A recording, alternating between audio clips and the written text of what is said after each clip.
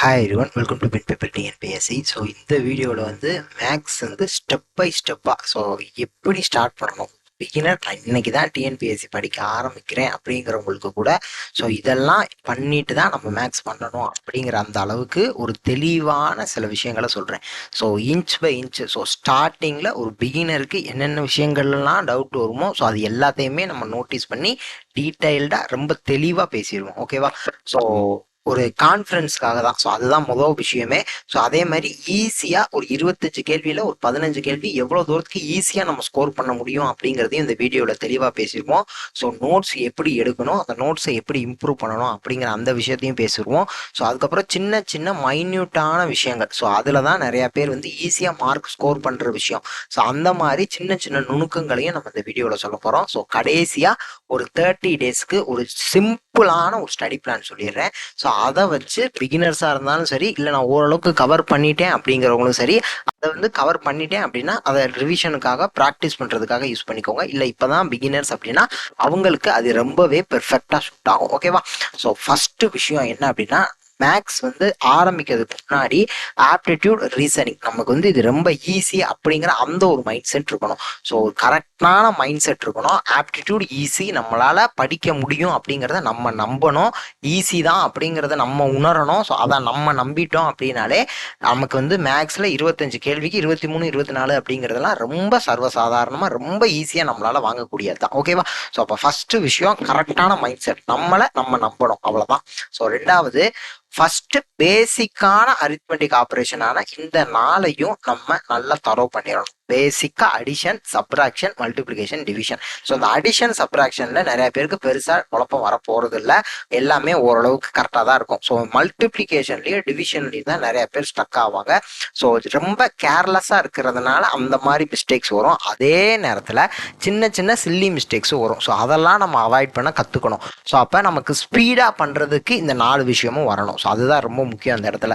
ஏன்னா மல்டிபிகேஷனும் டிவிஷனும் நமக்கு வந்து இந்த த்ரூ அவுட் த ஆப்டிடியூட் எல்லா இடத்துலையுமே நமக்கு வரப்போகுது. ஸோ அப்போ அதை நம்ம ஸ்ட்ராங் ஆக்காமல் உள்ளே போகிறப்ப நமக்கு ஒன்று அக்யூரசி குறைய ஆரம்பிக்கும். நம்ம ஏதாவது ஒரு நம்பரை மாற்றி போடுறப்ப நமக்கு ஆன்சர் தப்பாக போயிடும். அது ஒன்று.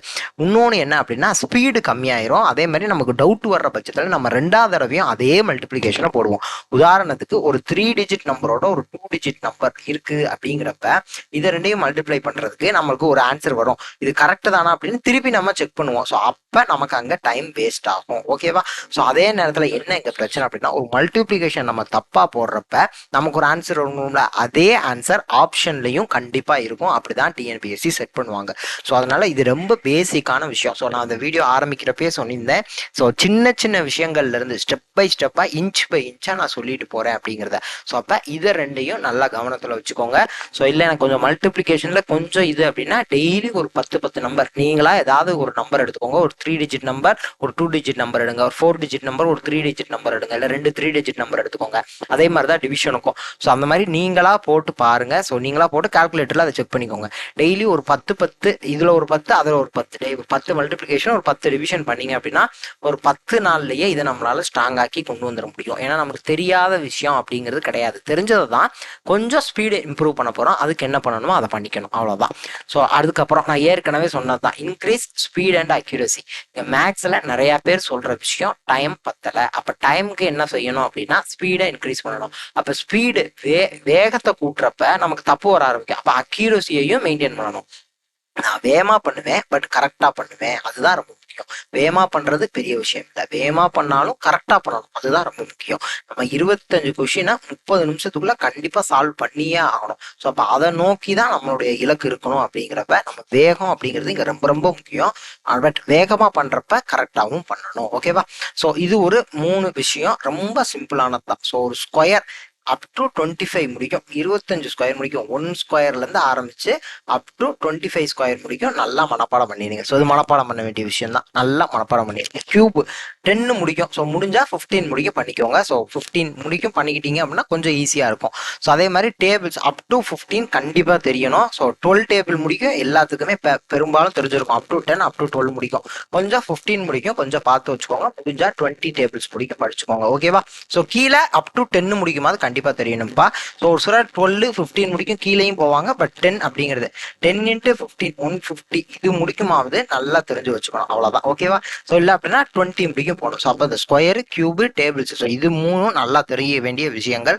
ஏன்னா அங்கே போய் மல்டிப்ளிகேஷன்லாம் ஒரு சிலர் வந்து அங்கனக்குள்ளே ஸ்டக் ஆகி ரொம்ப இது பண்ணுவாங்க. அதே மாதிரி ஸ்கொயருமே திருப்பி திருப்பி ஸ்கொயருக்குலாம் மல்டிப்ளை பண்ணி பார்த்துட்டே இருப்பாங்க. இப்போ 23 அப்படின்னா 23 ஸ்கொயர் 2 தடவை 23 போட்டு மல்டிப்ளை, அங்கெல்லாம் நமக்கு டைம் ரொம்ப கன்சியூம் ஆகும். ஸோ அப்போ இதெல்லாம் மனப்பாடம் பண்ணி வச்சிட்டோம் அப்படிங்கிறப்ப ஒரு 3 இடத்துல ஒரு 25 கொஸ்டின் சால்வ் பண்றப்ப இந்த மாதிரியான விஷயங்கள் ஒரு 2 இடத்துல 3 இடத்துல வந்துருச்சு அப்படின்னாலே நமக்கு கிட்டத்தட்ட 1 நிமிஷம் 2 நிமிஷம் மிச்சமாயிரும். அந்த 2 நிமிஷத்துல நம்ம ஒரு கொஸ்டின் சேர்த்து போட்டுடலாம். அந்த ஒரு கொஸ்டின்னால நம்ம தலையெழுத்தே மாற வாய்ப்பு இருக்கு. ஓகேவா?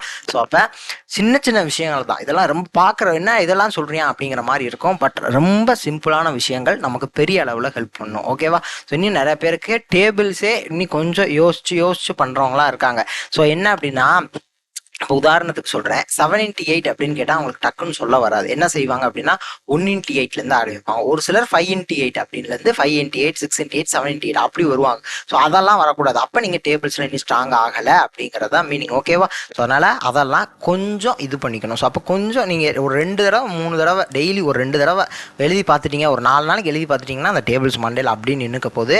ஸோ அதுக்கப்புறம் நம்ம ப்ராக்டிஸ் பண்ண ஈஸியாக நமக்கு வந்துடும். அதே மாதிரி தான் ஸ்கொயரும் கியூப்லாம் அப் டு 10 அப்படின்னா நம்ம ரொம்ப ஈஸியாகவே படிச்சக்கூடியது தான். ஸோ அப்போ இதெல்லாம் சின்ன சின்ன விஷயங்கள் தான். ஸோ இதில் நம்ம டைம் வேஸ்ட் பண்ணக்கூடாது அப்படிங்கிறதுக்காக தான் இந்த 3 விஷயத்த சொல்கிறது. ஓகேவா? ஸோ அடுத்து நோட்ஸ் அப்படிங்கிறது ரொம்ப ரொம்ப ரொம்ப முக்கியம் மேக்ஸை பொறுத்த முடியும். ஸோ ஏற்கனவே பல இடத்துல சொல்லியிருக்கேன். பட் நோட்ஸ் அப்படிங்கிறது ரொம்ப முக்கியம். அதே நேரத்தில் உங்கள் நோட்ஸை நீங்கள் நம்பணும். நான் ஒரு நோட்ஸ் எடுத்திருக்கேன், அதை வச்சு தான் படிக்க போகிறேன், அது எனக்கு ஹெல்ப் பண்ணும், அது எனக்கு மார்க் வாங்கி கொடுக்கும் அப்படிங்கிறத நீங்கள் முதல்ல நம்பணும். பிலீவ் யுவர் நோட்ஸ், அவ்வளோதான். ஏன்னா நான் வந்து வேற எங்கெங்கேயோ போய் மெட்டீரியல் கலெக்ட் பண்ணிக்கிட்டு இருக்கிறதுக்கு நான் ஒரு நோட்ஸ் எடுக்கிறேன், அந்த நோட்ஸை நான் நம்பி படிக்கிறேன் அப்படிங்கிற அந்த ஒரு கான்ஃபிடென்ஸ்க்கு வரணும். ஸோ நம்ம ஹேண்ட் ரைட்டிங்கில் நம்ம எழுதின நோட்ஸ் மாதிரி எதுவுமே இருக்க போகிறதில்ல. அதை காட்டிலும் சிறந்த மெட்டீரியல் அப்படின்னு ஒன்று கிடையவே கிடையாது. அதை நீங்கள் நமக்கு அதுவும் குறிப்பாக மேக்ஸை பொறுத்த முடியும். ஸோ அடுத்து என்ஹான்ஸ் யுவர் நோட்ஸ். எப்படியெல்லாம் என்ஹான்ஸ் பண்ணலாம்? முதல்ல ப்ராக்டிஸ் ப்ரீவேக்யூ. ஸோ நீங்கள் ப்ரீவியஸ் இயர் கொஸ்டின் ப்ராக்டிஸ் பண்றப்ப அதுல தெரியாத கேள்வி, உங்க நோட்ஸ்ல இல்லாத கேள்வி இங்க ப்ரீவியஸ் இயர்ல கேட்கறாங்க அப்படிங்கிற பட்சத்துல அதை கொண்டு போய் இதுல சேர்க்கணும். ஓகேவா? ஸோ அப்ப நோட்ஸ் நான் திருப்பி ஃபுல்லா எழுதணுமா அப்படின்லாம் இல்லை. நோட்ஸ் எழுதுறப்பயே ஒரு கடைசி ஒரு 10 பக்கம் கேப் விட்டு அடுத்த டாபிக் ஆரம்பிங்க, அதுல கொண்டு போய் இதை சேருங்க. ஓகேவா? இல்ல இது இந்த டைப்புக்கு கீழே இந்த கேள்வி எழுதிருந்தா என் நோட்ஸ் நல்லா இருக்கும் அப்படிங்கிறதுக்காக நான் புதுசாக உட்காந்து எழுதுறேன் அப்படின்லாம் இருக்கக்கூடாது. நீங்க வாட்டுக்கு பின்னாடி சேருங்க. நீங்க படிக்கிறப்ப சரி இதுக்கப்புறம் இது அப்படிங்கிற மாதிரி யோசிச்சு வச்சு படிச்சுக்கணும், அவ்வளவுதான். ஸோ எல்லாம் அந்த ஒரு டாபிக் அந்த ஒரு நோட்டுக்குள்ள இருந்தா சரிதான். இல்ல அப்படின்னா ஒரு A4 ஷீட் அட்டாச் பண்ணி இல்ல ஒரு பேப்பரை அட்டாச் பண்ணி உள்ள அட்டாச் பண்ணி வச்சுக்கோங்க, பின் பண்ணி வச்சுக்கோங்க. படிக்கிறப்ப பாக்குறப்ப அதையும் சேர்த்து நம்ம பார்த்துட்டு போயிடணும், அவ்வளவுதான். ஸோ அப்ப ப்ரீவியஸ் இயர் கொஸ்டின் பாக்குறப்ப ப்ராக்டிஸ் பண்றப்ப அதெல்லாம் நமக்கு எங்கெல்லாம் தப்பு வருது எங்கெல்லாம் தெரியலையோ அதெல்லாம் நம்ம நோட்ஸ்ல சேர்க்கணும். ஸோ அப்படிதான் நம்ம படிப்படியா நம்மளுடைய நோட்ஸை என்ஹான்ஸ் பண்ணி பெட்டரான நோட்ஸை நம்மளால கொண்டு வர முடியும். ஓகேவா? ஸோ அப்ப நோட்ஸ் அப்படிங்கிறது எந்த அளவுக்கு இம்பார்ட்டன்ஸ் அப்படிங்கிறது இதுல இருந்தே உங்களுக்கு புரிஞ்சிருக்கும். ஸோ அடுத்த விஷயம், ஸோ ஆப்டிடியூடை பொறுத்த முடியும் இதெல்லாம் ரொம்ப பேசிக்கான ஃபவுண்டேஷனல் டாபிக்ஸ். இதெல்லாம் நீங்கள் கவர் பண்ணிட்டீங்க அப்படின்னா உங்களுக்கு ஆப்டிடியூட்ல மெஜாரிட்டி முடிஞ்சிடும், அவ்வளோதான். ஸோ அப்போ இதுலேருந்து தான் கேள்விகளும் அதிகமாக கேட்குறாங்க. ஸோ இந்த ஆர்டர்லேயே நீங்கள் படிக்கலாம். ஓகேவா? ஸோ எல்சிஎம் HCF அதுக்கப்புறம் சிம்பிளிஃபிகேஷன். ஸோ சிம்பிளிஃபிகேஷனை ஏன் உள்ளே கொண்டு வர்றோம் ஃபர்ஸ்டே அப்படின்னா, நீங்கள் ஃபர்ஸ்ட் எந்த அளவுக்கு பேசிக்கான கான்செப்ட்ல இந்த மல்டிப்ளிகேஷன், டிவிஷன், ஸ்கொயரு, கியூபு இதெல்லாம் உங்களுக்கு எந்த அளவுக்கு தெரியுது அப்படிங்கிறத செக் பண்ணிக்கலாம் இந்த இடத்துலயே. ஸோ அப்போ இதுலயே உங்களுக்கு தெரிஞ்சிடும் நம்ம மேக்ஸ் எந்த அளவுக்கு ஸ்ட்ராங்காக இருக்கும் அப்படிங்கிறது. ஓகேவா? ஸோ அப்போ சிம்பிளிஃபிகேஷன் எந்த இடத்துல நமக்கு இருக்கும் அப்படிங்கிறத நம்ம காமிச்சு கொடுத்துரும். அதனாலதான் சிம்பிளிஃபிகேஷன் ரொம்ப முக்கியம். ஏன்னா ஒரு 2 நம்பரை பார்த்தோன்னே தெரியணும், ஓகே இது இதோட ஸ்கொயரு, இது இதோட கியூபு, அப்ப நடுவுல மைனஸ் வந்துருக்குன்னா அந்த ஃபார்முலா வரணும். ஸோ அப்ப நீங்க சிம்பிளிஃபிகேஷன் போடுறப்ப அது உங்களுக்கு ஈஸியா புரியும். ஒரு கொஸ்டினை பார்த்த உடனே அது தெரியணும், ஓகே இது இந்த கியூபு மைனஸ் இதுன்னு வருது அப்படிங்கிறத தெரிஞ்சிருக்கணும். அப்ப அந்த இதை பார்த்தோன்னே ஓகே இது இந்த ஃபார்முலாவை அப்ளை பண்ணோம்னா டக்குன்னு இந்த கொஸ்டின் இப்படி மாறிக்கிறோம், ஈஸியா நம்மளால கேன்சல் பண்ணிட முடியும் அப்படிங்கிற அந்த புரிதல் வர்றதுக்காக தான் சிம்பிளிஃபிகேஷனை பேசிக்கா முன்னாடியே கொண்டு வந்துடுறோம். ஸோ அதுக்கப்புறம் ரேஷியோ ப்ரொபோர்ஷன் படிக்கிறப்பயே ஏஜஸும் சேர்த்து படிச்சுக்கலாம். அடுத்து பெர்சன்டேஜ் படிக்கிறப்பே ப்ராஃபிட் லாஸ் டிஸ்கவுண்டும் சேர்த்து படிச்சிடணும். ஸோ அதெல்லாம் தனித்தனியாக பிரித்து படிக்கக்கூடாது. இது மாதிரி simple compound interest compound interest ரெண்டுமே சேர்த்து அப்படியே கடகடன் கண்டினியூஸாக படிச்சிடணும். இல்லை இது ஒரு டாபிக் அது ஒரு டாபிக்னாலும் ரொம்ப பிரிக்கக்கூடாது. ஸோ அதுக்கப்புறம் டைம் அண்ட் ஒர்க்கு, மென்சுரேஷனில் 2D 3D. ஸோ மென்சுரேஷனில் கொஞ்சம் ஃபார்முலா நீங்கள் நல்லா படிச்சிட்டீங்க, புரிஞ்சு படிச்சிட்டீங்க அப்படின்னாலே உங்களுக்கு மென்சுரேஷன் ஈஸியாக வந்துடும். ஏன்னா அப்ளிகேஷன் ஓரியன்டாக வர்றப்ப அந்த ஃபார்முலா உங்களுக்கு புரிஞ்சா தான் நீங்கள் அந்த அப்ளிகேஷனில் அங்கே கொண்டு போய் இதுக்கு இது அப்படின்னு சொல்லி அந்த சப்ஸ்டியூட் பண்ண முடியும். ஏன்னா வேர்ட் ப்ராப்ளம் மாதிரி கொடுக்குறாங்க, அந்த வார்த்தையினுடைய அர்த்தம் இதுதான் அப்படிங்கிறது புரியணும். இதில் இது எதை மீன் பண்ணுது, இதை ஹைட்டை மீன் பண்ணுதா, இதை ஸ்லாங் ஹைட்டை மீட் பண்ணுதா, இதை லென்த்தை மீன் பண்ணுதா, இது பிரெத்தை மீன் பண்ணுதா, இல்லை டெப்த்தை மீன் பண்ணுதா அப்படிங்கிறது உங்களுக்கு கொஷின் படிக்கிறப்ப புரியணும். அப்படின்னா உங்களுக்கு ஃபார்முலா புரிஞ்சிருக்கணும். அப்படியே மனப்பாடம் பண்ணீங்க அப்படின்னா அந்த புரிதல் உங்களுக்கு இருக்காது. ஸோ அதனால ஃபார்முலாவை கொஞ்சம் புரிஞ்சு படிச்சுக்கோங்க. இது என்ன அப்படிங்கிறத டயக்ராமை வச்சு கொஞ்சம் தெளிவாக படிச்சிட்டிங்க அப்படின்னா நீங்கள் வேர்ட் ப்ராப்ளமில் அப்ளிகேஷன் ஓரியன்டாக மென்சுரேஷனில் ப்ராப்ளம் கேட்குறப்ப அதை கரெக்டாக கொண்டு போய் அந்த ஃபார்முலாவில் சப்ஸ்டியூட் பண்ணுறதுக்கு ஈஸியாக இருக்கும். ஓகேவா? ஸோ அதே நேரத்தில் மென்சுரேஷன்லையும் சரி, சிம்பிள் காம்பவுண்ட் இன்ட்ரெஸ்ட்லையும் சரி, நமக்கு சிம்பிளிஃபிகேஷன் பயங்கரமாக ஹெல்ப் பண்ண போகுது. ஏன்னா கரெக்டாக இது இப்படி அடிக்கணும் அப்படிங்கிறது நமக்கு அங்கே தான் நமக்கு தெரியும். மென்சுரேஷன்னா ஈஸியாக கேன்சல் பண்ணிக்கிட்டே வந்தீங்கன்னா உங்களுக்கு ஆன்சர் டக்குன்னு ரீச் பண்ண முடியும். அதே மாதிரி தான் சிம்பிள் காம்பவுண்ட் இன்ட்ரெஸ்ட்லையும் எந்த அளவுக்கு நீங்கள் ஃபாஸ்ட்டாக போடுறீங்களோ அந்த அளவுக்கு உங்களுக்கு ஈஸியாக ஆன்சர் வந்துடும், டைம் நமக்கு மிச்சமாகும். ஸோ அங்கே நமக்கு சிம்பிளிஃபிகேஷன் தேவைப்படும், அங்கே மல்டிப்ளிகேஷன் டிவிஷன் நமக்கு தேவைப்படும். ஓகேவா? ஸோ அதுக்காக தான் நான் முதல்ல சொன்னேன், மல்டிப்ளிகேஷனும் டிவிஷனும் நம்ம ஸ்ட்ராங் பண்ணிட்டாலே நமக்கு ஸ்பீடு வந்துடும். ஸ்பீடு வந்துருச்சு அப்படின்னா டைம் மிச்சமாகும். டைம் மிச்சமாச்சு அப்படின்னா நம்ம ஒரு 25 கேள்வியோ ஒரு 30 நிமிஷத்துக்குள்ளேயே முடிச்சிடலாம். அப்போ நம்ம 25 கேள்வியையும் அட்டன் பண்ணிடலாம். அதே நேரத்தில் ஜிஎஸ்க்கும் தமிழுக்கும் நம்மளால டைத்தை பிரித்து கொடுக்க முடியும். ஸோ 200 கேள்வியும் நம்மளால அட்டன் பண்ணிட முடியும். ஸோ இதெல்லாம் சொன்னதுக்கான காரணம் இதுதான். ஸோ 200 கேள்வியை 3 மணி நேரத்தில் அட்டன் பண்ணுறதுக்கு நமக்கு ஒரு முக்கியமான விஷயம் என்னவா இருக்க போகுது அப்படின்னா, நம்ம ரொம்ப சின்ன வயசுல படித்தா மல்டிப்ளிகேஷனும் டிவிஷனும் தான் இருக்க போகுது. அப்போ இங்கே பேசிக் பிரச்சனை தான். ஸோ பேசிக்கா இருக்கிற பிரச்சனை என்ன அப்படின்னா, பேசிக் ஸ்ட்ராங்கா இல்லை, அதுதான் பிரச்சனை. ஓகேவா? ஸோ அப்போ பேசிக்கா இருக்கக்கூடிய பிரச்சனை பேசிக் ஸ்ட்ராங்கா இல்லை. ஸோ அப்போ பேசிக்கா நம்ம நல்லா ஸ்ட்ராங் பண்ணிட்டோம் அப்படின்னா நம்மளால 200 கேள்வியை 3 மணி நேரத்தில் ஈஸியாக அட்டன் பண்ணிட முடியும். அவ்வளோதான். ஸோ ஓகேவா? ஸோ இப்போ பெரிய பெரிய பிரச்சனைகள்லாம் ரொம்ப சின்ன காரணங்கள் தான் காரணங்களாக இருக்கிறது. ஸோ அதனால அதை நம்மளால ஈஸியாக கரெக்ட் பண்ண முடியும். அதை கரெக்ட் பண்ணிட்டோம் அப்படின்னா பெரிய பெரிய பிரச்சனையை நம்மளால ஈஸியாக சிம்பிளாக சொல்யூஷன் கண்டுபிடிச்சிட முடியும். அவ்வளோதான். ஸோ அடுத்து ரீசனிங்கை பொறுத்த முடியும் இந்த டாபிக்லாம் அடிக்கடி நம்ம டிஎன்பிஎஸ்சியில் கேட்கறது, அதே மாதிரி ரொம்ப ஈஸியாக பேசிக்காகவும் இருக்கக்கூடியது தான். ஸோ ஈஸியாக நம்மளால கவர் பண்ணிட முடியும். Blood relation, dice, calendar, coding, decoding, water mirror image. Water mirror இமேஜ்லாம் ஒரு தடவை படிச்சிட்டோம்னா ஆயுசுக்கு மறக்கவே மறக்காது. ஸோ அடுத்து டைரக்ஷன், டிஸ்டன்ஸ். ஸோ இதோட இந்த ஆல்ஃபா நியூமெரிக் சீரிஸ்லாம் சேர்த்துக்கலாம். பட் ஆல்ஃபா நியூமெரிக் சீரிஸ்லாம் நமக்கு ப்ராக்டிஸ் நிறையா வரும் அப்படிங்கிறதுக்கு, நிறையா ப்ராக்டிஸ் பண்ணால் தான் அது நல்லா கரெக்டாக வர முடியும் அப்படிங்கிறதுனால இது அந்த இடத்துல கொண்டு வரல. ஸோ ஃபர்ஸ்ட் நீங்கள் படிக்க ஆரம்பிச்ச உடனே இதெல்லாம் நம்ம கண்டிப்பாக கவர் பண்ணிடணும் அப்படிங்கிறதுக்காக தான் இது முதல்ல நான் மீட் பண்ணுறேன். காரணம் என்ன அப்படின்னா, ஒரு 25 கேள்விக்கு ஒரு 17-18 கேள்வி நம்மளால போட முடியல அப்படிங்கிற பட்சத்துல நமக்கு கான்ஃபிடன்ஸ் அப்படிங்கிறது ஒன்றும் வரவே போறது கிடையாது. அப்ப அந்த ஒரு 15, 16, 17 அந்த கேள்வி அதை நான் தாண்டணும், அதுதான் எனக்கு ஒரு பெரிய ஹட்டிலா இருக்கு, அதுதான் ஒரு பெரிய தடையா இருக்கு அப்படின்னா அதை நான் தாண்டணும். அப்ப அதை தாண்டறதுக்கு நான் என்ன செய்யணும் அப்படின்னா, இதெல்லாம் நான் முதல்ல கவர் பண்ணிடணும். இதெல்லாம் கவர் பண்ணிட்டேன்னா என்னால ஒரு 18 கேள்வி 19 கேள்விங்கிறது ஈஸியா போற போக்குல அடிச்சுட்டு போயிடும். அதுக்கப்புறம் மீதி இருக்க கேள்வியை நான் ப்ராக்டிஸ் பண்ணிக்கலாம். ஸோ நான் இதை ரெண்டையும் வச்சுதான் ஒரு 30 நாளைக்கான ஸ்டடி பிளான் நான் கொடுக்க போறேன். அப்ப இதை ரெண்டையும் பேசிக்கா வச்சுக்கணும். இதுதான் ஃபவுண்டேஷன். இதெல்லாம் கண்டிப்பா கவர் பண்ணிடணும். இதை கவர் பண்ணாம நம்ம எக்ஸாமுக்கே போகக்கூடாது அப்படிங்கிறதுக்காக தான் முதல்ல இதை சொல்ல வர்றேன். இதை ரெண்டையும் நீங்க முடிச்சிட்டீங்க அப்படின்னா உங்களுக்கு ஒரு கான்ஃபிடன்ஸ் வந்துடும். ஒரு 25 கேள்விக்கு கண்டிப்பா ஒரு 18-19 கேள்வி நம்மளால போட முடியும். மீதி இருக்கக்கூடிய 6 கேள்வியில ஓரளவுக்கு நம்ம படிச்சுட்டு போனா கூட ஒரு 2-3 கேள்வி போட்டீங்கன்னா 21-22 வந்துடும். அப்ப நமக்கு ஃபர்ஸ்ட் பேசிக்கா இந்த காம்படிஷன், இவ்வளவு பெரிய காம்படிஷன்ல மேக்ஸே வராதவங்களும் மேக்ஸ்ல இருந்து ஒரு 20 கேள்வியை தாண்டணும் அப்படின்னா எல்லாரும் கரெக்டா போடுறத நம்மளும் கரெக்டா போட்டுறணும். அப்ப அதுக்கு என்ன பண்ணணும் அப்படிங்கிறது தான் நம்மளுடைய முதன்மையான நோக்கம். ஸோ அதுக்காக தான் இவ்வளோ தூரம் நம்ம டீட்டெயில்டாக சொல்ல வர்றோம். ஓகேவா? ஸோ அப்போ அதுக்கு இதெல்லாம் முதல் கவர் பண்ணுங்க. ஆப்டிடியூட்ல, ரீசனிங்ல இந்த டாபிக்லாம் முதல் கவர் பண்ணுங்க அப்படின்னு சொல்ல வர்றது. ஓகேவா? ஸோ அடுத்த விஷயம் என்ன அப்படின்னா, பேசிக் டெர்மினாலஜிஸை புரிஞ்சுக்கணும். ஒரு கேள்வி அப்படின்றதுனா அந்த கேள்வியை படிக்கிறப்பயே ஓகே இதுக்கு அடுத்து இந்த வார்த்தை வருது, அப்போ இந்த வார்த்தைக்கான அர்த்தம் என்ன. நான் ஆக்சுவலாக ப்ரீவியஸ் இயர் கொஸ்டின் நம்ம அவ்வளோ கொஸ்டின் போட்டிருக்கோம் நம்ம யூடியூப் சேனலில். ஸோ அந்த வீடியோஸ்லேயே நான் அவ்வளோ தூரம் சொல்லியிருப்பேன். ஸோ இப்போ இந்த கேள்விக்கான அர்த்தம் படிக்கிறப்பயே புரிஞ்சுக்கோங்க. அப்போ இதுதான் கேட்க வர்றாங்க, அப்போ இதில் என்ன சொல்ல வர்றாங்க அப்படிங்கிறத ஒவ்வொரு தடவையும் நான் சொல்லி தான் சொல்லுவேன். ஸோ இப்போ நீங்கள் அந்த புரிதல் உங்களுக்கு கண்டிப்பாக வந்தே ஆகணும். ஸோ அப்போ பேசிக் டெர்மினாலஜிஸ் எல்லாத்தையுமே அந்த வார்த்தைக்கான அர்த்தம் என்ன சொல்லுது அப்படிங்கிறத நீங்க புரிஞ்சுக்கிட்டால் மட்டும்தான் அந்த கொஸ்டினை நம்ம அப்ரோச்சே பண்ண முடியும். ஸோ அப்போ கொஸ்டினை எப்படி அப்ரோச் பண்றது, ஒரு கேள்வியை எப்படி அணுகிறது அப்படிங்கிறது அந்த கேள்வியில இருக்கக்கூடிய அந்த வார்த்தைகளை வைத்துதான் இருக்கு. ஸோ அப்போ அந்த வார்த்தைகள் நம்ம புரிஞ்சுக்க ட்ரை பண்ணணும். ஓகேவா? ஸோ இப்படி கேட்டால் இப்படி போகலாம், ஏதோ ஒரு ஷார்ட்கட் நம்ம தெரிஞ்சு வச்சுருப்போம். ஸோ அந்த ஷார்ட்கட்டை சும்மா அப்படியே அப்ளை பண்ணி ஏதோ ஒரு ஆன்சர் கொண்டு வரது அப்படின்னு இருக்கக்கூடாது. எந்த ஷார்ட்கட்டு இது எதுக்கு அப்ளை பண்ணலாம் அப்படிங்கிறது புரியணும். அப்போ அந்த கேள்வி முதல்ல எனக்கு புரியணும், அந்த கேள்வியில் என்ன கொடுத்துருக்காங்கங்கிறது எனக்கு தெரியணும். அதேமாரி இம்பார்ட்டன்ட் ஃபார்முலாவையும் புரிஞ்சுக்கணும். ஓகேவா? ஸோ இப்போ இம்பார்ட்டன்ட் ஃபார்முலா எல்லாத்தையும் ஞாபகம் வச்சுக்கணும் அப்படிங்கிறத தாண்டியும் அதையும் நம்ம புரிஞ்சுக்கணும். ஸோ அதை அண்டர்ஸ்டாண்ட் பண்ணி தான் அது ஃபார்முலாங்கிறதுக்காக நான் அப்படியே மொட்டை மனப்பாடம் பண்ணக்கூடாது. ஸோ அப்போ ஃபார்முலாங்கிறதுக்காக அப்படியே ஒரு ரூட் மாரி இருக்கக்கூடாது. அந்த ஃபார்முலாவையும் நான் தெளிவாக புரிஞ்சுக்கணும். ஓகே, இது எப்படி வந்துச்சு அப்படின்னா இது இப்படி தான் வந்துச்சு அப்படிங்கிறது எனக்கு தெரிஞ்சிருக்கணும். ஸோ ரொம்ப சிம்பிளாக சொல்கிறேன். ஒரு சர்க்கிள் இருக்கு, இந்த சர்க்கிளை மேலே அடுக்கி வச்சுக்கிட்டே இருந்தால் சிலிண்டர் வந்துடும். கரெக்ட் தானே?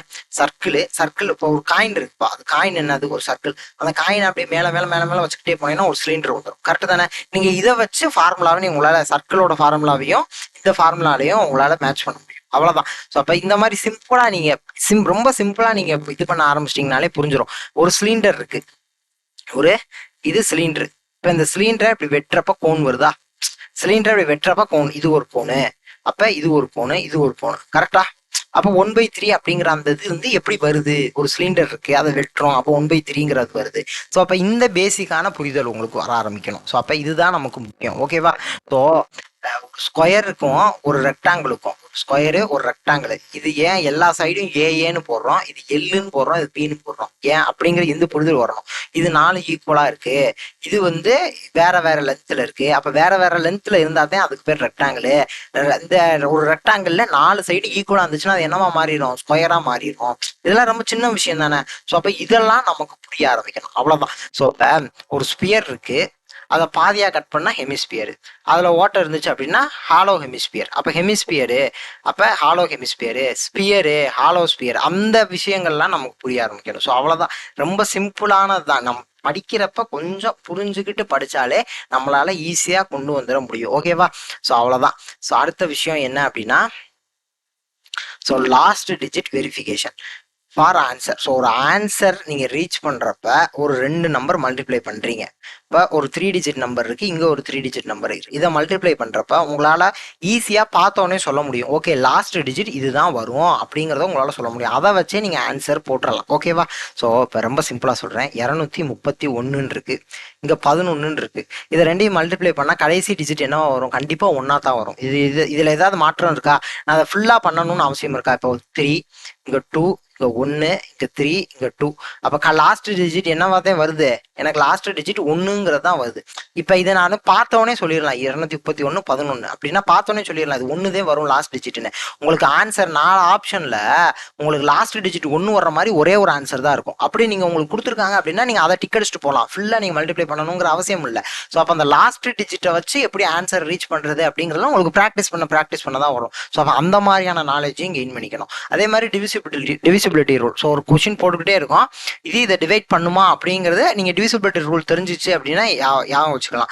ஓகே, லாஸ்ட் டிஜிட் இது வருது, இந்த யூனிட் டிஜிட் இது வந்துச்சுன்னா இது டிவைசிபிள் ஆகும். ஓகே, இதை ஆட் பண்ணால் இப்படி வருது, ஆட் டேம் ஆட் பண்ணலாம், ஈவன் டேம் ஆட் பண்ணலாம், ரெண்டையும் மைனஸ் பண்ணலாம். சொந்த மாதிரிலாம் டிவிசிபிலிட்டி ரூல் இருக்கு. அப்போ இதை டிவைட் பண்ணுமா அப்படிங்கிறத அந்த டிஜிட்டை பார்த்தோன்னே, அந்த நம்பர்ஸை பார்த்தோன்னே உங்களுக்கு தெரியணும். ஓகே, இது டிவைட் பண்ணும், அப்போ டிவைட் பண்ணலாம் அப்படின்னு சொல்லி. மென்சுரேஷன்லாம் இது ஒரு ஈஸியா டிவைட் பண்றத போய் வேற வேற மாதிரி டிவைட் பண்ணி புள்ளியா வச்சிருப்பாங்க. ஸோ எல்லாத்தையுமே டெசிமல்ல வச்சிருப்பாங்க.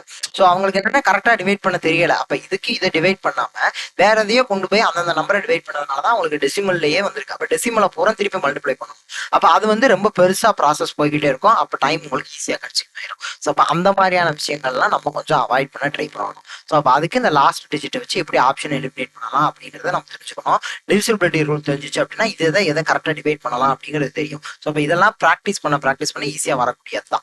ஸோ அதற்கப்புறம் ட்ரெடிஷ்னல் மெத்தடும் நமக்கு கண்டிப்பாக தெரிஞ்சிருக்கணும். ட்ரிக்ஸை மட்டும் நம்பி நமக்கு எக்ஸாம்குள்ளே போக முடியாது. ஒரு கொஸ்டினை ட்ரெடிஷ்னலாக எப்படி அப்ரோச் பண்ணணும் அப்படிங்கிறத தெரிஞ்சிருக்கணும். ஏன்னா கொஞ்சம் வார்த்தையை மாற்றி கேட்டுட்டா நமக்கு ட்ரிக்கெல்லாம் யூஸ் பண்ண முடியாது. அப்போ ட்ரெடிஷ்னலாக ஒரு கொஸ்டினை எப்படி அப்ரோச் பண்ணணும் அப்படிங்கிறது தெரிஞ்சிருக்கணும். அதே நேரத்தில் ட்ரிக்ஸும் தெரிஞ்சு வச்சுக்கலாம். ஓகேவா? ஸோ ஒரு சில கேள்விகளுக்கு ட்ரிக்ஸ் வந்து நமக்கு பயங்கரமாக ஹெல்ப் பண்ணும். ஸோ அப்படி ஹெல்ப் பண்ணுறப்ப நமக்கு வந்து டைம் வந்து கம்மியாகும். ஸோ அப்போ ட்ரிக்ஸ் எந்தெந்த இடத்துல யூஸ் பண்ணலாமோ அந்த இடத்துல மட்டும் தேவையான அளவுக்கு ட்ரிக்ஸ் தெரிஞ்சால் போதும். ஷார்ட்கட் அப்படிங்கிறது எல்லா இடத்துலையும் உதவ போகிறதில்ல. எந்தெந்த இடத்துல ஷார்ட்கட் தேவைப்படும், எந்தெந்த இடத்துல அதை நம்மளால் யூஸ் பண்ண முடியுமோ அந்த இடத்துல மட்டும் நமக்கு யூஸ் பண்ணிக்கிட்டால் போதுமானது. ட்ரெடிஷ்னல் மெத்தடை யூஸ் பண்ணி எப்படி ஆன்சர் கொண்டு வரணுமோ அப்படி தான் கொண்டு வரணும். அப்போ தான் தப்பு இல்லாமல் வரும். கொஞ்சம் ஒரு நிமிஷம் டைம் எக்ஸ்ட்ரா எடுத்துகிட்டு போனால் போகுது. அதை நம்ம டைமை குறைக்கிறதுக்கு ப்ராக்டிஸ் பண்ணி நம்ம அந்த டயத்தை குறைச்சிடலாம். ஸோ ஒரு கொஷினுக்கு ட்ரெடிஷ்னல் மெத்தட் மூலியமாக போடுறப்ப ஆரம்பத்தில் 2 நிமிஷம் ஆகும். அதை ஒரு 4-5 தடவை நம்ம போட அதே மாதிரியான மாடல்ஸ் நம்ம போட்டுக்கிட்டே இருந்தோம் அப்படிங்கிற பட்சத்தில் நமக்கு அது ஆட்டோமேட்டிக்காக 2 நிமிஷங்கிறது 1 நிமிஷமாக மாறிடும். ஸோ அப்போ நமக்கு ப்ராக்டிஸ் பண்ண ட்ரெடிஷ்னல் மெத்தட் இருக்கக்கூடிய டைம் வந்து குறைய ஆரம்பிச்சிடும். அப்போ எல்லாத்துக்கும் ஷார்ட்கட் அப்படிங்கிறது ட்ரிக்ஸுங்கிறது போகக்கூடாது. அது கண்டிப்பாக உதவாது. எல்லாத்துக்கும் ட்ரெடிஷ்னல் மெத்தட் நமக்கு தெரிஞ்சிருக்கணும். ஒரு கொஷினை இப்படி தான் போடணும் அப்படிங்கிறது நமக்கு தெரிஞ்சால் மட்டும்தான் நம்மளால் போய் ஆன்சரை ரீச் பண்ண முடியும். ஸோ எல்லாத்துக்கும் ஷார்ட்கட் ஹெல்ப் பண்ணாது அப்படிங்கிறத நல்லா ஞாபகம் வச்சுக்கணும். ஓகேவா?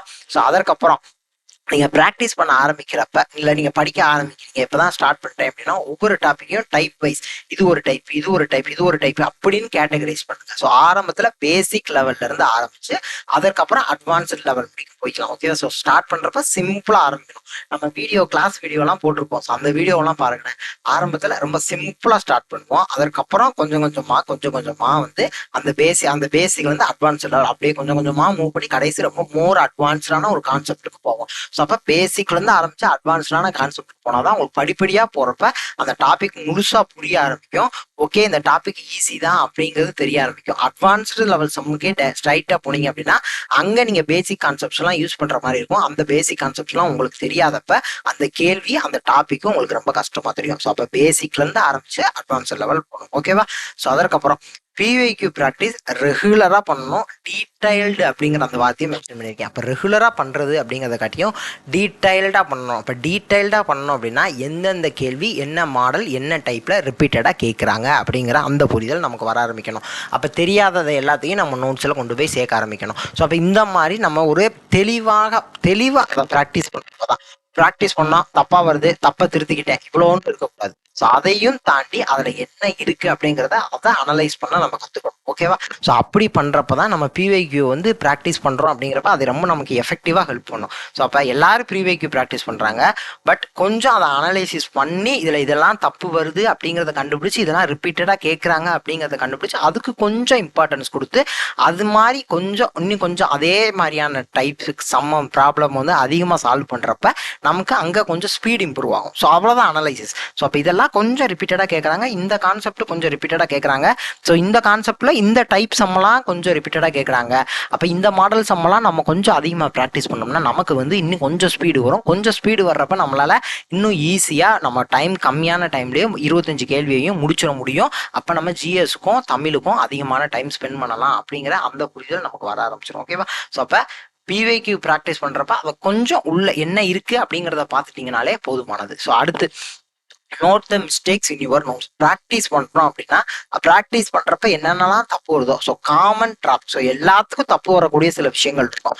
அதை எல்லாத்தையும் நோட்ஸில் ஹைலைட் பண்ணி எழுதி வச்சுக்கோங்க. ஸோ அந்த இதெல்லாம் வந்து கண்டிப்பாக பரீட்சைக்கு முன்னாடி பார்த்துட்டு போயிடணும். ஏன்னா அதுதான் டிஎன்பிஎஸ்சி விரும்புவாங்க. ஸோ இதெல்லாம் தப்பு வரும் அப்படின்னா அதைத்தான் முதல்ல சம்மா கேட்பாங்க. ஸோ அப்போ அந்த இடத்துல நம்ம தப்பு பண்ணிடக்கூடாது. இன்னொரு விஷயம் என்ன அப்படின்னா இந்த காமனாக தப்பு பண்ணுற விஷயங்கள்ல எல்லாரும் போய் மாட்டிக்குவாங்க. நம்ம அந்த இடத்துல மாட்டாமல் இருந்தோம்னாலே நம்ம வந்து எல்லாரும் தப்பு பண்ணுற கொஷினை நம்ம ஒரு கொஷின் சரியாக எழுதிடுவோம். ஸோ அப்போ நம்ம காம்படிஷனில் கொஞ்சம் முன்னாடி போயிடுவோம். ஸோ அப்போ எல்லாரும் தப்பு பண்ணுற விஷயத்த நம்ம கொஞ்சம் சரியாக எழுதுறோம் அப்படின்னா இந்த மாதிரியான விஷயங்களை ஸோ ப்ராக்டிஸ் பண்ணுறப்ப ஒரு தப்பு வருது அப்படின்னா இது எல்லாத்துக்கும் தப்பாக தான் வருது அப்படிங்கிறத நம்ம புரிஞ்சுக்கிட்டு நம்ம நோட்ஸில் அதை மாற்றிக்கணும். ஸோ இல்லை நான் ஏன் வச்சுக்குவேன், என் மனசுலேயே நான் வச்சுக்குவேன், நான் அதை மறக்கவே மாட்டேன் அப்படின்லாம் யோசிக்காதீங்க.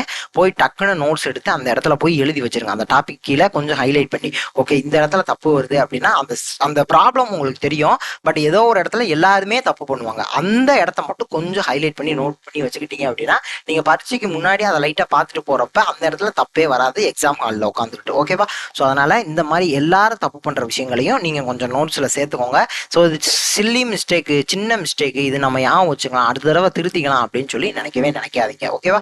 ஸோ அடுத்து note the time for practising PYQ. நீங்கள் ப்ராக்டிஸ் பண்ணுறப்ப டைமாக கண்டிப்பாக நோட் பண்ணுங்கள். ஓகே, அரை மணி நேரத்தில் 25 கேள்வி ஃபர்ஸ்ட். அப்போ தான் உங்களுக்கு டைம் வந்து குறையிறது தெரியும். நீங்கள் டெய்லி ஓரளவுக்கு எல்லாத்தையுமே கவர் பண்ணிவிட்டு ஒரு 25 கேள்வியாக டெய்லி போட்டு பார்த்தீங்கன்னா ஒரு 15 நாள் போடுறீங்க அப்படின்னா ஃபஸ்ட்டு 5 நாளைக்கும் கடைசி 5 நாளைக்கும் நீங்கள் போடுற டைம் உங்களுக்கு நல்லாவே டிஃப்ரென்ஸ் தெரியும். ஃபர்ஸ்ட் நாள் ஒரு 45 நிமிஷத்தில் 25 கேள்வி போடுறீங்க அப்படின்னா 15வது நாள் கண்டிப்பாக அரை மணி நேரம் ஆயிரும். அந்த 45 நிமிஷங்கிறது 30 நிமிஷம் ஆயிரும். ஸோ அப்போ நீங்கள் எவ்வளோ தூரம் அப்படி ப்ராக்டிஸ் பண்ணுறீங்க, அந்த டயத்தை வந்து எவ்வளோ தூரம் குறைச்சிக்கிட்டே வர்றீங்க அப்படிங்கிறத கண்டிப்பாக நம்ம நோட் பண்ணி ஆகணும். ஓகேவா? ஸோ அதுக்காக ஒரு ஸ்டாண்டர்டாக ஒரு குரூப் 1 கொஸ்டின் எடுத்து வச்சுக்கிறது, அதில் 25 கேள்வியை ப்ராக்டிஸ் பண்ணுறது, இருக்கிறதுலே ஈஸியான ஒரு 25 கேள்வி எடுத்து வச்சுக்கிறது. ஸோ அதுக்கு எனக்கு 50 நிமிஷம் ஆகுது, இதுக்கு வந்து அரை மணி நேரம் தான் ஆகுது அப்படின்னு சொல்லக்கூடாது. எல்லாமே ஓரளவுக்கு ஸ்டாண்டர்டாக இருக்கணும். ஓகேவா? ஸோ அந்த 25 கேள்வி அப்படின்னா 25 கேள்வியில் ஒரு 10 ஹை லெவல் கொஸ்டின் இருக்கணும், ஒரு 10 மாடரேட் லெவல் இருக்கணும், ஒரு 5 வந்து ஈஸியாக இருக்கணும். அப்போ 25 கேள்வியுமே ஒரே மாதிரியான லெவலில் இருக்கணும். ஸோ அப்படி நம்ம ப்ராக்டிஸ் பண்ணுறப்ப தான் நம்ம டைம் வந்து கொஞ்சம் குறையுது அப்படிங்கிறத நம்மளுக்கு நல்லாவே நோட் பண்ண முடியும். ஸோ அப்படி குறைச்சிக்கிட்டே வர்றப்ப தான் நம்ம எக்ஸாம் ஹாலில் போய் அந்த 25 கேள்வியை ஒரு அரை மணி நேரத்துக்குள்ளேயே நம்மளால போட்டு முடிக்க முடியும். ஸோ அடுத்து ஒரு 180லேருந்து 200 மாடல் ப்ராப்ளம்ஸை டிஎன்பிஎஸ்சி கேள்வியில் ஒரு 60% கேள்வி அதை தான் டிஎன்பிஎஸ்சி ரிப்பீட் பண்ணிக்கிட்டே இருப்பாங்க. ஃபர்ஸ்ட் விஷயம் 60%னா எவ்வளவு? 15 கேள்வி வரும். ஓகேவா? மொத்தம் 25 தானப்பா. அப்போ 25ல் 60% அப்படிங்கிறது ஒரு 15 கேள்வி வருதா? 25 × 60/100 அப்போ 4ன்னு வரும். அப்போ 15 கேள்வி கரெக்டா? அப்போ ஃபர்ஸ்ட் இந்த 15 கேள்வியை நம்ம ஈஸியா அடிச்சிடணும். அப்போ அதுக்கு என்ன செய்யணும்? அப்போ இந்த 180லேருந்து 200 மாடல் ப்ராப்ளம்ஸ் ரிப்பீட் ஆகுது. அப்போ இந்த 180லேருந்து 200 அப்படிங்கிறத எப்படி கண்டுபிடிக்க? அவ்வளவுதானே. அந்த 180லேருந்து 200 மாடல் ப்ராப்ளமை சின்ன சின்ன சேஞ்சஸ் பண்ணுவாங்க. ஒன்று நம்பரை மாற்றலாம், இல்லை எந்த கொஷின்ல ஏதோ ஒரு சின்ன சின்ன சேஞ்சஸ் பண்ணுவாங்க. ஸோ அவ்வளோதான் பண்ண முடியும். அதுக்குள்ளேயே ஒரு 15 கேள்வி மாட்டுது. இந்த 180லேருந்து 200 எப்படி கண்டுபிடிக்கலாம் அப்படிங்கிறது தான் நாங்கள் சொல்ல போறேன்.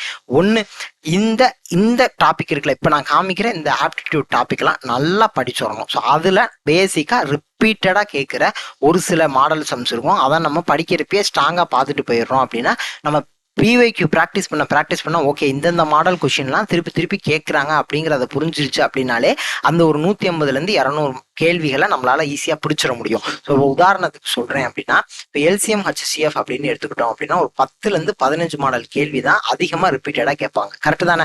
ஸோ அதே மாதிரி தான் சிம்பிள் இன்ட்ரெஸ்ட், காம்பவுண்ட் இன்ட்ரெஸ்ட்லாம் எத்தனை டைப் கொஷின் படிக்க போகிறோம் அப்படின்னா ஒரு 10லேருந்து 15 டைப் கொஷின் தான் படிக்க போகிறோம். அதுக்கு மேலே அங்கே ஒன்றுமே கிடையாது. அதே மாதிரி தான் பெர்சன்டேஜ் ப்ராஃபிட் லாஸ் டிஸ்கவுண்ட் இது ரெண்டும் சேர்க்கிறப்ப ஒரு 20லேருந்து 25 கேள்வி அதே தான் திருப்பி கேட்டுட்டு இருக்காங்க. ஸோ ஏஜஸ் அப்படின்லாம் பார்க்குறப்போ 3-4 கேள்வி தான். ஸோ அந்த 3-4 கேள்வி தான் கொஞ்சம் கொஞ்சமாக மாற்றி திருப்பி கேட்க போகிறான். ஸோ அப்போ டைம் அண்ட் ஒர்க்கு பொறுத்த முடிக்கும் அதே தான். ஒரு 7-8 மாடல் கேள்வி தான் இருக்குது, அதை தான் திருப்பி கேட்பாங்க. ஸோ இப்படி நீங்கள் டைப் வைஸ் நீங்கள் படிக்கிறப்ப ஸோ இந்த கேள்வி இப்படி வருது அப்படிங்கிறத அதை புரிஞ்சுக்கிட்டே நீங்கள் படிக்கிறப்ப உங்களால் ஈஸியாக அந்த ஒரு 200 கேள்வி அப்படிங்கிறத புரிஞ்சுக்க ஆரம்பிச்சிட முடியும். ஸோ பிளட் ரிலேஷன் அப்படிங்கிறது லாஜிக்கு கான்செப்ட் இருக்கு.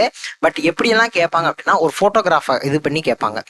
கரெக்டு தானே? ஸோ ஒரு ஆளை காமிச்சு இப்படி சொல்லி கேட்பாங்க. ஸோ அப்போ இந்த மாதிரி இதுதான் டைப்பு. அப்போ இப்படி தான் நம்ம போகணும், இப்படி தான் அப்ரோச் பண்ணணும் அப்படிங்கிறது புரிஞ்சுக்கிட்டாலே ஈஸி தான். ஸோ இப்போ டைஸை பொறுத்த முடிக்கும் டைஸில் ஆப்போசிட் நம்பர் கேட்பாங்க. கரெக்டு தானே? எது ஆப்போசிட்டாக இருக்க வாய்ப்பே இல்லைன்னு சொல்லி கேட்பாங்க. அப்போ இதெல்லாம் பேசிக்கான கேள்வி. மிரர் இமேஜ், வாட்டர் இமேஜ், இதுக்குரிய வாட்டர் இமேஜ்னா இதுக்குரிய மிரர் இமேஜ், அவ்வளோதான். ரெண்டே டைப். இதுக்கு மேலே அங்கே ஏதாவது கேட்க முடியுமா? கேட்க முடியாது. இப்போ கோடிங் டீகோடிங் ஒரு இது கொடுக்க போகிறாங்க, இதை வந்து டீகோட் பண்ணி இதுக்கு இது அப்படின்னா இதுக்கு வந்து இதை எப்படி டீகோட் பண்ணுங்க அப்படின்னு சொல்லி எழுத போகிறாங்க. ஸோ அப்போ இந்த மாதிரி பேசிக்கா இப்போ ஒரு கேலண்டர் அப்படின்னா ஏதோ ஒரு தேதியை கொடுத்துட்டு இது எந்த நாளில் வரும், இது என்ன கிழமை அப்படின்னு சொல்லி கேட்பாங்க. அவ்வளோதானே? ஸோ அப்போ இந்த மாதிரி ஒவ்வொரு கொஸ்டின், ஒவ்வொரு மாடல், ஒவ்வொரு டைப்பையும் நீங்கள் புரிஞ்சுக்க ஆரம்பிச்சிட்டீங்க அப்படிங்கிறதுனால ஒரு 180லேருந்து 200 மாடலுங்கிறது நீங்கள் எழுதி வச்சோ படிச்சோ அப்படிலாம் அதை தெரிஞ்சுக்க முடியாது. நீங்கள் நோட்ஸ் எடுக்கிறீங்க, அதை கரெக்டாக பார்க்குறீங்க, கரெக்டாக ப்ராக்டிஸ் பண்ணுறீங்க, நிறைய ப்ரீவியஸ் இயர் கொஷின்ஸ் பார்க்குறீங்க, அதை ப்ராக்டிஸ் பண்ணுறீங்க அப்படிங்கிறப்ப ஒரு 180லேருந்து 200 மாடல் ப்ராப்ளம் ஆட்டோமேட்டிக்காக உங்கள் மண்டைக்குள்ளே போய் உட்காந்துரும். அப்போ இந்த டைப்புக்கான பேர் இது அப்படின்லாம் நம்ம இது பண்ண தேவை. இப்போ டைம் அண்ட் ஒர்க் அப்படின்னா இது வந்து ஆல்டர்னேட்டிவ் டேஸ் கான்செப்ட். இது வந்து ஏபி, இங்கே வந்து 3 பர்சன் வர்றாங்க, ஏபிசின்னு வர்றாங்க. இது வந்து ஃபர்ஸ்ட் நாள் ஏ வேலை செய்வார், செகண்ட் நாள் பிசி வேலை செய்வார். அப்போ இது ஆல்டர்னேட்டிவ் டேஸு அப்படின்லாம் இது பண்ண வர. ஸோ அந்த மாதிரி ரொம்ப நீங்கள் இதுக்கு பேர் இது அப்படிங்கிற அளவுக்குலாம் போக தேவையில்லை. இப்போ நான் சொல்கிறேன்ல மேலோட்டமா, ஸோ அந்த அளவுக்கு உங்களுக்கு தெரிஞ்சுக்கிட்டாலே போதுமானது தான். ஸோ அந்த அளவுக்கு தெரிஞ்சுக்கிட்டாலே இந்த ஒரு 200 மாடல் ப்ராப்ளம் அப்படிங்கிறது ஈஸியாக உங்களால் வந்து இது பண்ணிக்க முடியும். ஸோ அப்படி நீங்கள் அப்சர்வ் பண்ணி அதை பிடிச்சி வச்சுக்கிட்டீங்க படிச்சீங்க அப்படிங்கிற பட்சத்தில் ஒரு 15 கேள்வி போகிற போக்கில் ஈஸியாக தட்டி விட்டு போயிடலாம். ஓகேவா? ஸோ அப்போ அந்த 15 கேள்வியை ஃபஸ்ட்டு ஸ்ட்ராங் பண்ணுறதுக்கு என்ன செய்யணும் அப்படின்னா, நான் அங்கே சொன்னேன், அங்கே நான் ஆப்டிடியூடுக்கும் ரீசனிங்கும் காமிச்சேன்ல, அந்த டாப்பிக்கெல்லாம் முதல்ல ஸ்ட்ராங் பண்ணணும். அதில் நிறைய ப்ரீவியஸ் இயர் கொஷின் நம்ம சால்வ் பண்ணணும். ஸோ அவ்வளோதான், ரொம்ப சிம்பிளான வேலை தான். அதை பண்ணிட்டாலே நமக்கு ஒரு 15 கேள்விங்கிறது போகிற போக்கில் ஈஸியாக, ரொம்ப ஈஸியாக அந்த 15 கேள்வியை 15 நிமிஷத்துலேயே நம்மளால சால்வ் பண்ணிட்டு போயிட முடியும். ஓகேவா? ஸோ அப்போ இதை முதல்ல தெரிஞ்சுக்கோங்க. ஸோ இது வந்து பேசிக்கான விஷயம் தான். ஸோ அப்போ நம்மளுக்கு ஒரு 200 கேள்வி படித்தா ஒரு 15 கேள்வி வருது. அப்போ 200 கேள்வின்னா அதில் ஏதோ சின்ன சின்ன சேஞ்சஸ் பண்ண போகிறாங்க, நம்பர் மாற்ற போகிறாங்க, இல்லை சின்ன சின்ன வார்த்தைகளாக மாற்ற போகிறாங்க, அவ்வளோதான். அதில் வேறு ஒன்றும் செய்ய போகிறது கிடையாது. இப்போ இதுலேயே நமக்கு ஒரு 15 கேள்வி வருது அப்படின்னா நமக்கு ஆப்டிடியூட் ரீசனிங் ஈஸி தான் அப்படிங்கிற அந்த ஒரு மைண்ட் செட் வந்து நமக்கு வந்துடும். ஸோ ஓகேவா? ஸோ அதற்காக தான் இதை சொல்ல வர்றது.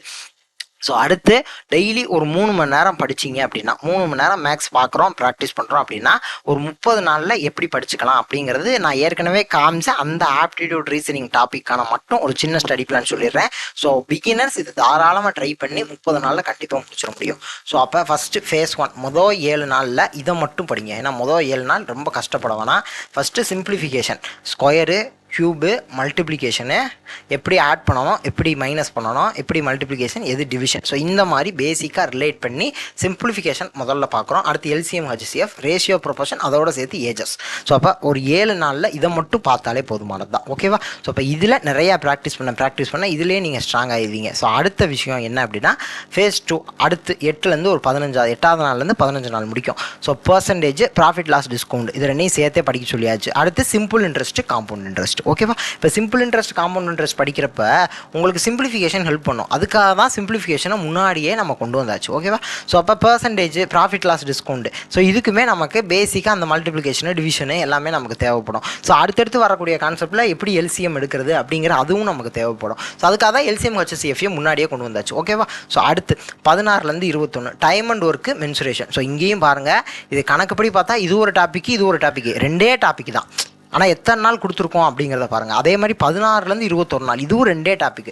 Time and work, mensuration. Time and ஒர்க்லாம் சின்ன டாபிக், ஒரு நாள் 2 நாளில் ஈஸியாக முடிச்சிடலாம். ஏன்னா டெய்லி 3 மணி நேரம் ஸ்பெண்ட் பண்ண போகிறோம். அடுத்து மென்சுரேஷன், அதுக்காக தான் இத்தனை நாள், மென்சுரேஷனுக்காக தான் இங்கே இத்தனை நாள் நம்ம ஒதுக்குறது. ஓகேவா? ஸோ அடுத்து ஃபுல்லாக ரீசனிங் தான் கவர் பண்ண போகிறோம். 22லேருந்து 27வது நாள் முடிக்கும். So blood relation, coding, decoding, direction, distance, dyes, calendar, அவ்வளோதான். ஸோ பிளட் ரிலேஷன், ரத்த உறவுகள், கோடிங், டீகோடிங் தெரியும், டைரக்ஷன், டிஸ்டன்ஸு தெரியும், அதுவும் நமக்கு தெரிஞ்ச கான்செப்ட். இது பகடைகள். அடுத்து இது நாட்காட்டி. ஸோ அப்போ எதில் எப்படி கேள்வி கேட்பாங்க அப்படிங்கிறத நீங்கள் புரிஞ்சுக்கிட்டாலே உங்களால் இந்த டாப்பிக்கெல்லாம் டெய்லி ஒரு டாபிக் எடுத்தீங்க அப்படின்னா ஒரு நாள்லேயே நம்மளால் ஈஸியாக முடிச்சுட்டு போயிட முடியும். ஓகேவா? சரி, அடுத்து கடைசி 3 நாள் ஃபுல் அண்ட் ஃபுல் ப்ராக்டிஸ் பண்ணிக்கிட்டே இருக்கும். இங்கே இருக்கிற எல்லா டாப்பிக்கையும் அதிகப்படியாக எல்லா டாப்பிக்கையும் சேர்த்து வச்சு எவ்வளவு கேள்வி 3 மணி நேரத்தில் ப்ராக்டிஸ் பண்ண முடியுமோ அவ்வளவு கேள்விகள் ப்ராக்டிஸ் பண்ணுறோம். அவ்வளோதான். இது 3 நாளில் முழுக்க ப்ராக்டிஸ்க்காக டெய்லி 3 மணி நேரம், 9 மணி நேரம் ஃபுல் அண்ட் ஃபுல் ப்ராக்டிஸுக்காக ஒதுக்குங்க. ஸோ 9 மணி நேரம், 1 மணி நேரத்துக்கு ஒரு 30லேருந்து 35 கேள்வி. 35 கேள்வி 1 மணி நேரங்கிறதுலாம் ரொம்ப அதிகம் தான். நான் சொல்கிறேன், ஒரு 30லேருந்து 35 கேள்வி ப்ராக்டிஸ் பண்ணிட்டீங்க அப்படின்னாலே அசால்ட்டாக நம்மளால் 300 கேள்வியை தாண்டி ப்ராக்டிஸ் பண்ணிட முடியும். கரெக்டு தானே? 9 மணி நேரம், 1 மணி நேரத்துக்கு 35 கேள்வி அப்படின்னா கூட அழகா 350 கேள்வி கூட ஈஸியாக டச் பண்ண முடியும். 35, 40 அப்படிங்கிற அந்த ரேஞ்சிலலாம் பண்ணால் 350 கேள்வி அப்படிங்கிறதெல்லாம் ரொம்ப ஈஸியாக நம்ம கிராஸ் பண்ண முடியும். ஸோ அப்போ அந்த 350 கேள்வி, இப்போ எல்லா கேள்வியும் டெய்லியும் ப்ராக்டிஸ் பண்ணுறோம். அது போக ஒரு 3 நாளில் ஒரு 350 கேள்வி இந்த டாப்பிக்கில் மட்டும் ப்ராக்டிஸ் பண்ணுறோம் அப்படிங்கிறனாலே நம்மளால் ஓரளவுக்கு இந்த டாப்பிக்கை எல்லாத்தையுமே நம்ம ஸ்ட்ராங் பண்ணிட முடியும். ஒரு 30 நாள் இப்படி டெய்லி 3 மணி நேரம் தான். ஸோ டெய்லி 3 மணி நேரம் இதற்காக நீங்கள் உட்காந்தீங்க அப்படின்னா நம்மளால் கண்டிப்பாக இது எல்லாத்தையுமே மெஜாரிட்டியான மாடல் ப்ராப்ளம் எல்லாத்தையுமே ஒவ்வொரு டாப்பிக்லையுமே நம்மளால் கவர் பண்ணி முடிச்சிட முடியும். ஓகேவா? ஸோ நெக்ஸ்ட் வீடியோவில் பார்க்குறேன். Thank you to all.